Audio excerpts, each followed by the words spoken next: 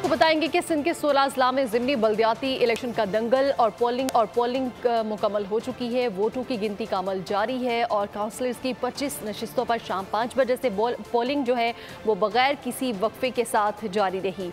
सिंध में ज़िमनी बल्दियाती election polling का वक्त खत्म हो चुका है। मज़ीद तफसीलात जानेंगे। कराची से हमें ज्वाइन किया है राजा इमरान ने। राजा इमरान, क्या सूरत हाल आप इस वक्त देख रहे हैं और ये बताएगा कि पोलिंग का वक्त तो खत्म हो चुका है और नताइज कब तक आ जाएंगे? जी बिल्कुल, पोलिंग का वक्त जो है वो 5 बजे तक था। सुबह 8 बजे से बगैर किसी वक्फे के 5 बजे तक पोलिंग का जो है वो वक्त दिया गया था इलेक्शन कमीशन की जानब से और वक्त खत्म हो चुका है। और इस वक्त मैं यूसी 13 में मौजूद हूँ जहाँ पर 7 पोलिंग स्टेशन है। पोलिंग का वक्त खत्म होते ही जो है यहाँ पर जो पुलिस एहलकार है उन्होंने जो मेन गेट है आने वाला उसको बंद कर दिया ताकि इसके बाद किसी को भी अंदर आने की इजाजत नहीं दी जाएगी।